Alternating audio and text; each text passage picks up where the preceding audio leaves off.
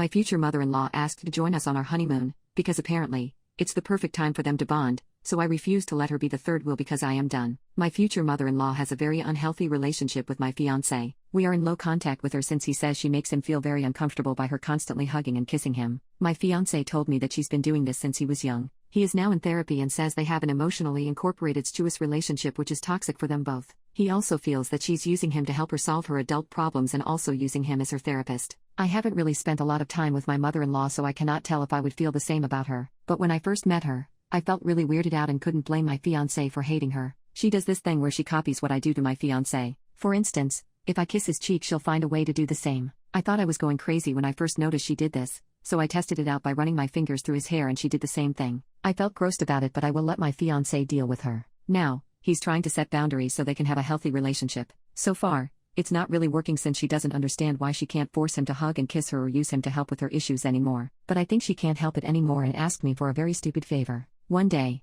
she cornered me at my future brother-in-law's housewarming party and told me she feels like her and my fiancé's relationship isn't the same anymore. So she'd like to come on our honeymoon because he'll be off work and they can talk things through and bond. Obviously, I said no, that's not happening. And this grown woman was genuinely shocked that I said no. She kept asking, why? What are you guys going to be doing that I can't be with you? She got the idea from Facebook. Apparently, people have honeymoons with their friends now, but I said we haven't had 2 weeks to just be together. Since my fiancé got promoted at work a year ago, we're both looking forward to being together. She said, why can't we all just be together? We won't be all that busy since we've been to the country, and you've honeymooned countless times, and we've seen all the tourist attractions, so why can't she come? She kept pestering me, so I flat out told her I'd be having intimacy with her son all day every day in every inch of that villa, so we won't really have time for all the things she wants to do with my fiancé. I thought this would make her uncomfortable and she'd realize how crazy her request is. I was wrong. She said intimacy isn't that exciting for us to spend all our honeymoon doing it. There's only so many positions, she said. She said some other things which still make me cringe. A week later, future mother-in-law offered a compromise. She said she'd come week 2 of our honeymoon and bond with her son. She even said we can be as loud as we want,